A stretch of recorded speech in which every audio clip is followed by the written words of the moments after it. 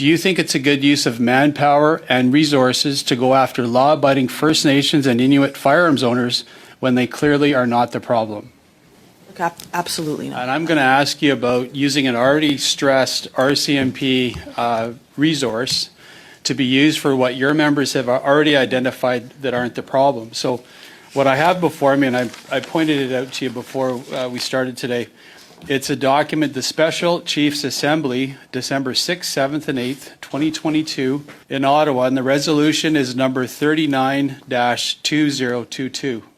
On November 24th, 2022, the House of Commons Standing Committee on Public Safety and National Security met to do a clause-by-clause reading of Bill C-21, and shortly after, amendments were introduced adding long guns, rifles to the banned list, potentially criminalizing many types of firearms currently used by First Nations peoples for sustenance hunting, and I will add in, namely, the widely used SKS. This is the resolution at the bottom of the page 2.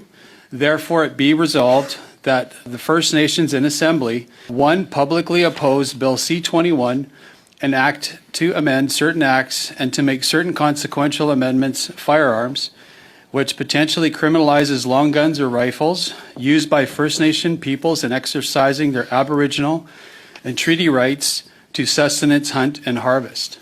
Chief, do you as an organization still oppose Bill C-21 and the resulting firearm confiscation program, yes or no? Absolutely. We follow our chiefs in Assembly, and we follow our First Nations in Assembly, and if whatever this says, that stands until otherwise said so by the Assembly. About, again, First Nations and Inuit policing. And we heard from at our last committee hearing, as we've heard even from previous witnesses today, First Nations and Inuit RCMP detachments are short-staffed and under-resourced. There's a lack of recruiting.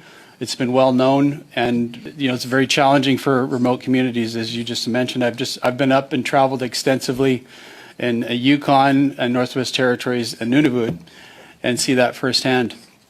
We've heard even today stories about real criminals aren't being held in custody and being released even before their paperwork is completed. Considering RCMP management in Ottawa can't ensure First Nations and Inuit basic policing needs are met, do you think it's a good use of manpower and resources to go after law-abiding First Nations and Inuit firearms owners when they clearly are not the problem? Absolutely not.